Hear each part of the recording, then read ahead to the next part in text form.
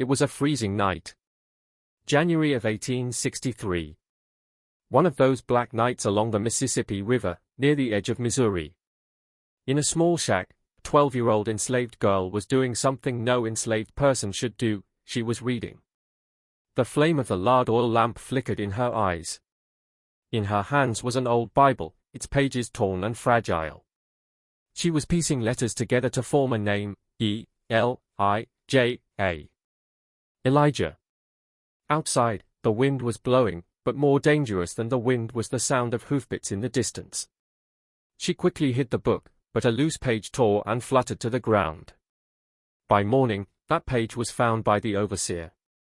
The overseer's name was Mr. Collins. He did not shout. He rarely even struck anyone. He simply smiled, and then he sold people.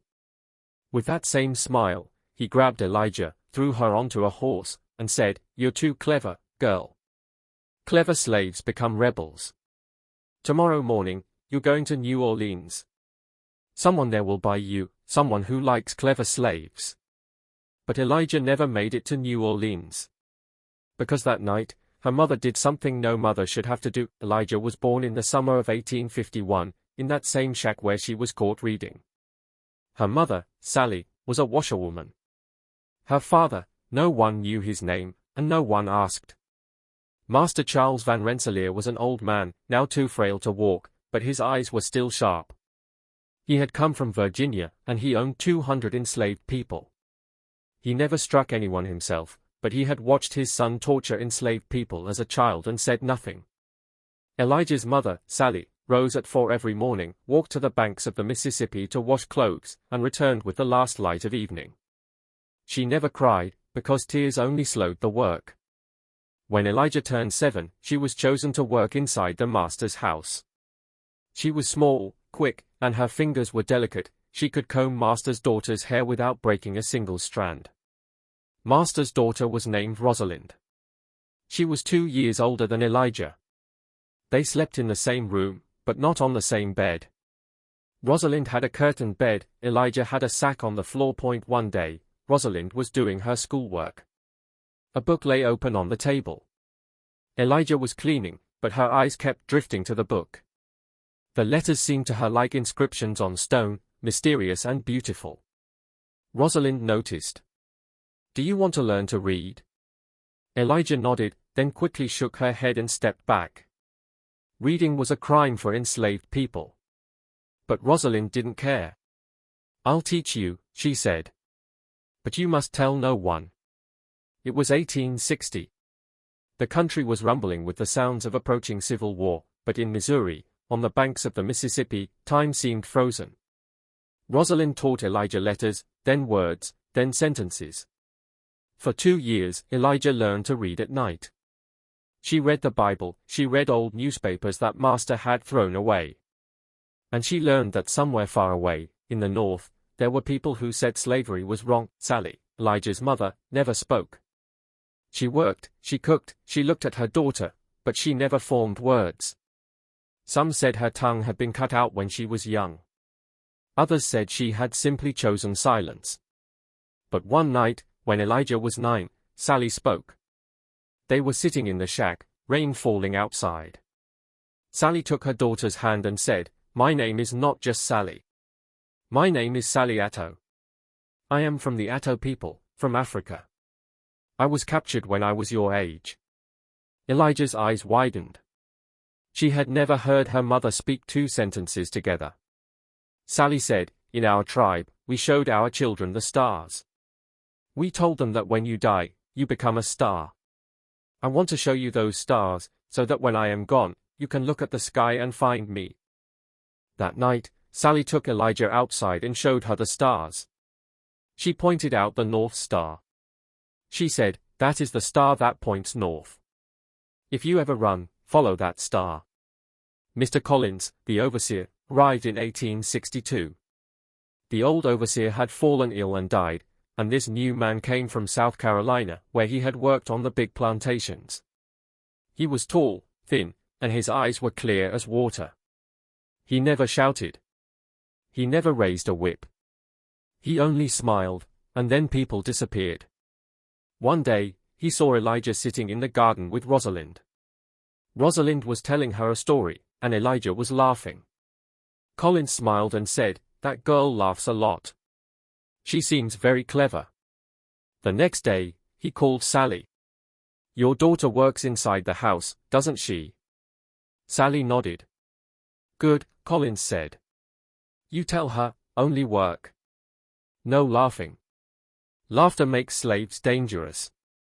Sally said nothing. She simply walked away. The night Elijah was caught, her mother was outside. Sally was at the river, washing clothes, as she did every night. She did not know that a page had slipped from her daughter's hands. By morning, Collins placed the page before Elijah. "Is this yours?" Elijah lied, "No, sir." Collins smiled and said, "You lie. Your eyes give you away. Clever enslaved girls, their eyes always betray them." He put her on a horse and took her to the master. Master Van Rensselaer looked at her, thought for a moment, and said, "Send her to New Orleans tomorrow morning. There are men there who buy educated slaves." But Master's daughter, Rosalind, overheard. She was 16 now, and she knew what New Orleans meant. Girls weren't kept as house servants there. That night, she slipped out and found Sally. When Sally reached her daughter, Elijah was tied to a horse. Collins had bound her to a post so she couldn't run before morning.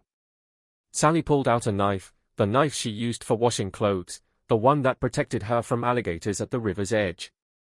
She cut the rope. "Mother," Elijah whispered. "Where will we go?" Sally took her hand and looked at the sky. The North Star was shining. "Follow that star," she said. They began to walk. They had taken only 3 steps when a voice came from behind, Collins's voice, soft and smiling. "Sally, where are you going?" Collins stood there, a gun in his hand. He hadn't slept. He had seen Rosalind leave and followed her. Sally pushed her daughter behind her. Collins said, "You know the punishment for running. But your daughter is young, I can sell her, not you. Come back, and I'll only whip her. I'll forgive her." Sally said nothing. She only looked at the North Star. Then she did what no mother should have to do. She pushed her daughter toward the river.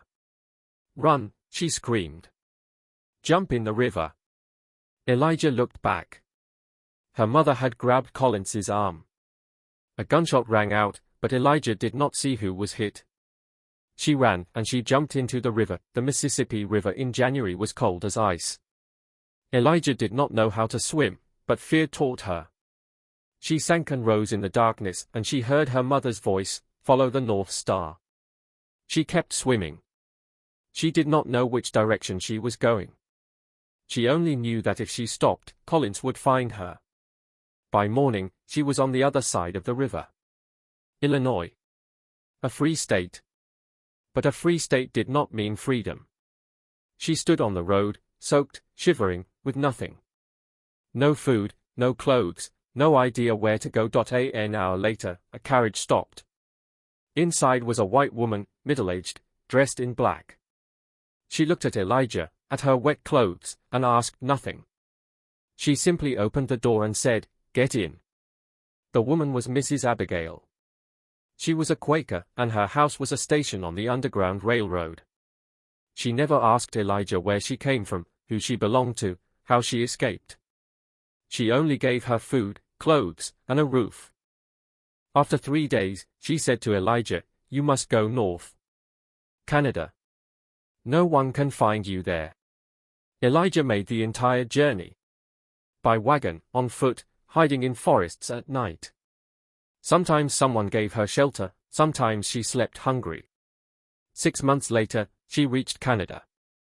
Snow was falling, more snow than she had ever seen in her life. She settled in a small town where other runaways lived. She changed her name. She was no longer Elijah. She was Elizabeth. Elizabeth Freeman. She worked, learned to sew, and continued to read. She never married, because her heart remained lost on that night when her mother pushed her into the river. Elijah was now 90 years old. She lived in a small house in Canada, her eyes dim with age. But every night, she still went outside and looked for the North Star. One day, a young woman came to her. She was Rosalind's granddaughter. She had come from Missouri, and she carried a photograph. The photograph was from 1860.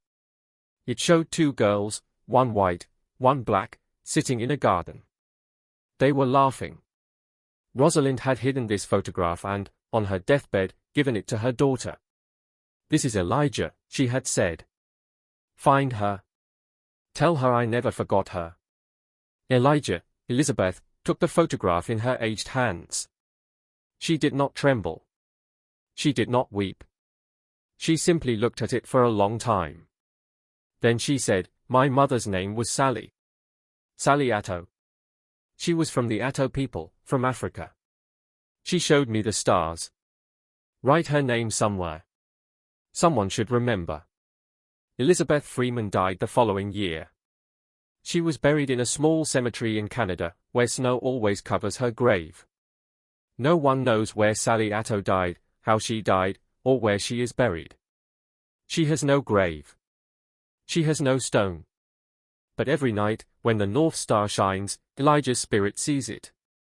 And perhaps, somewhere in the deep sky, Sally sees it too. This is the story of millions whose names are not found in history. Whose graves have no stones, whose faces have no photographs. But they existed. They loved, they feared, they ran, and they died. And sometimes, years later, a photograph is found. A page is found. And for a moment, those people live again.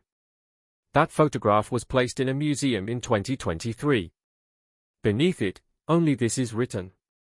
Elijah and Rosalind. 1860, Missouri. But now we know that Elijah's real name was something else. And her mother's name was Sally Atto.